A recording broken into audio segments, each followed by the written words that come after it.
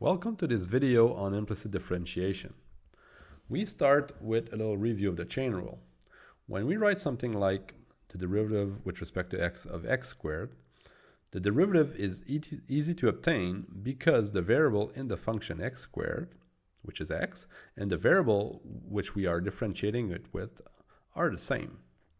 So here, obviously, the derivative of x squared with respect to x is 2x. However, when we write something like the derivative with respect to x of y squared, the x and the y, so the variable we're differentiating it with and the variable in the function, they do not match. And it's possible that y is a function of x. So we can think of y as f of x. And in that case, we have a composition of function. We have the function x squared composed with the squaring function. So we must use the chain rule in order to differentiate the expression. So temporarily, let's just replace y by f of x to see things in an easier way. The chain rule would say that it's going to be 2 times f of x times the derivative of f of x. We will, for convenience, write the derivative of y squared. So instead of replacing y by f of x, we will just know that y may represent a function of x. So the derivative of y squared is going to be 2y times y prime. Y prime here stands for dy dx. And that's just the chain rule version, if you think about it, of the derivative with respect to x of x squared equals 2x.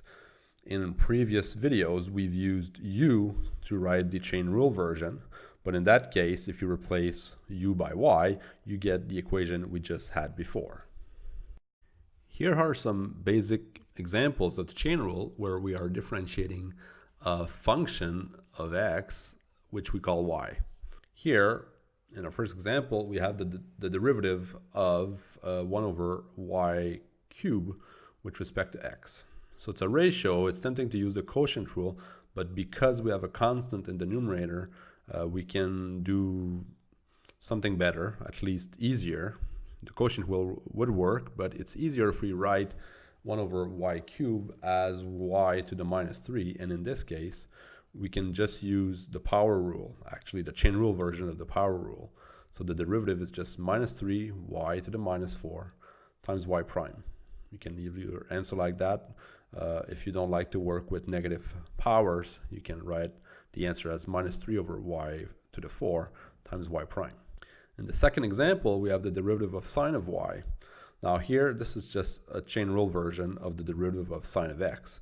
So instead of sine of x, it's sine of a function of x. So the answer is cos of y times y prime. In the third example, we have the derivative of x cubed times y squared. So in the first place, we have a product to differentiate. So we're going to use the product rule. And notice that in the first term, the derivative of x cubed with respect to x is straightforward. X and the variable we're differentiating it with, x, match. So that's just going to be 3x squared. In the second term, we have the derivative of y squared, and there we're going to use a chain rule version of the power rule to differentiate it. So we're done differentiating. Notice that we cannot do anything with y prime, right? Because we don't know what y is. So we just leave it as it is. The only thing that we can do is factor common terms. So if you look at the first, well, the two terms that we get, there's a common factor of x squared and a common factor of y. And we can factor those and get a factored form of our final answer. We will look at a practical problem now which involves implicit differentiation. For the curve given implicitly by x cubed plus y squared minus 2xy equals 2, and that's a curve that appears in your textbook, we want to show that minus 1, 1 lies on the curve. We want to find the equation of the tangent line at the point minus 1, 1. We want to find the local linearization of the curve at the point minus 1, 1. And finally, we want to use that local linearization to find the y-coordinate of the point with an x-coordinate of minus 0.8, which is close to the point minus 1, 1 that is used in the local linearization. So this is a graph of the curve that we are using in this problem. So this is an exact copy of the figure that is shown in the textbook. In red is the point -1, 1, and in green is the tangent line that we wish to compute in this problem. Now, to show that a point lies on a given curve, you take the equation of the curve and you replace x and y by the given coordinates. And if equality holds, then the point lies on the curve. So replacing x by -1 and y by 1, we get that overall the left-hand side is equal to -1 cubed, which is -1, plus 1 squared, which is 1, minus 2 times -1 times 1. So the minus signs cancel out, and to give us a plus, we get +2.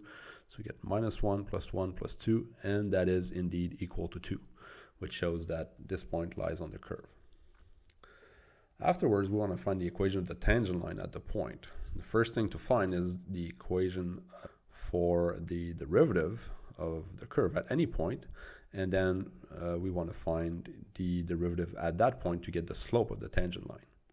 So to get the derivative of the curve at any given point, we use implicit differentiation. So we take derivatives with respect to x on both sides.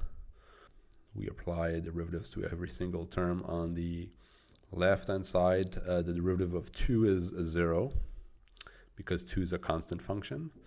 The first term, x cubed, well, to differentiate it with respect to x, that's fairly easy. It's just 3x squared. The second term, y squared, since y is a function of x, we consider y as a function of x. And that means we need to apply the chain rule. So that's going to be 2y prime. And for the third term, we'll need to use the product rule. So we get 3x cubed plus 2y prime minus, and then it's 2y times the derivative of x, which is 1, plus 2x times the derivative of y, which is y prime. Now we can remove the brackets. And on one side, we'll keep the terms that only have y squared in them and put the other terms on the other side. So you see that on the left-hand side, I have the terms that have y prime in them as a factor. We will factor out y prime, and finally, we will solve for y prime in order to get an expression for the derivative at any point xy. So to get the value of the derivative or the slope of the tangent line, I need to replace x and y by the coordinates of the point. So this is what we're going to do. We're going to replace x and y by -1 and 1. If we do this, we get -1/4, which is the slope of the tangent line. It makes sense if you remember the figure that we've shown before. The line in green was the tangent line. At least we saw that it was decreasing, so it makes sense that our slope here is negative. To get the equation of the tangent line at -1, 1, I can use the point slope equation for a line. So we're given a point and a slope, so it's natural to use the point slope equation, so which is of the form y minus the y coordinate of the point is equal to the slope times x minus the x coordinate of the point. And if we replace m, x0 and y0 by their values, we get this. As you can see in the bracket, I am getting x minus -1, so that becomes x plus 1. And we can leave our equation like that for the equation of the tangent line. So we're done here. If you prefer, you can solve for y if you're not comfortable giving an answer where y is not alone on one side of the equality sign. If I want to find the local linearization of the curve at the point -1, 1, well, that's very easy once we have the equation of the tangent line, because the local linearization is just the function whose graph is the tangent line. So all you need to do is take the equation of the tangent line, solve for y, and call your y L of x, because we use L for linearization. So we get that L of x is 1 minus 1/4 of x plus 1. Now, the advantage of having the tangent line and the local linearization at a given point is that they can be used to approximate anything that we want to know about the curve itself.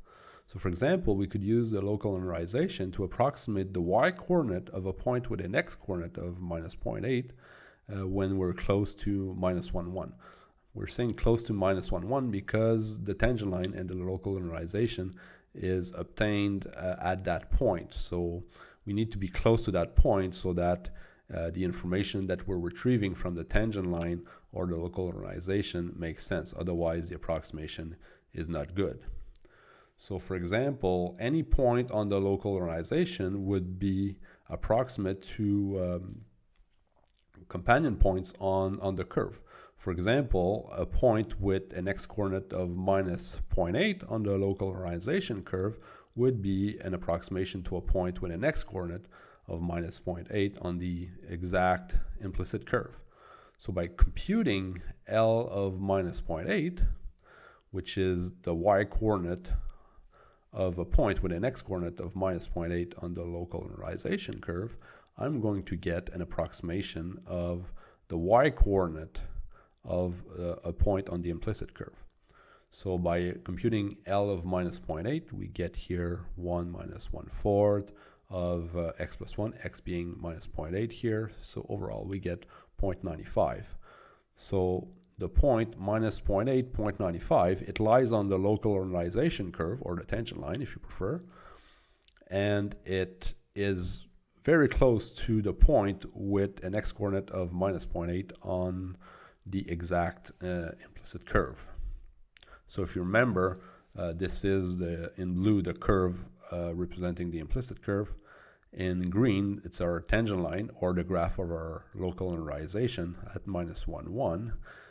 If we magnify that curve at minus 1, 1, we get this. So in green, it's still the tangent line, or the graph of the local linearization. And you see that minus 0.8, 0.95 is a point on the green line, so on the local linearization curve, and it is very close to the exact point, minus 0.8, 0.98 on the implicit curve. So we're making an error of 0.03 with our approximation, but it's a fairly good approximation, again, because the local linearization, or the tangent line, is a fair approximation of the curve at the point where it was computed.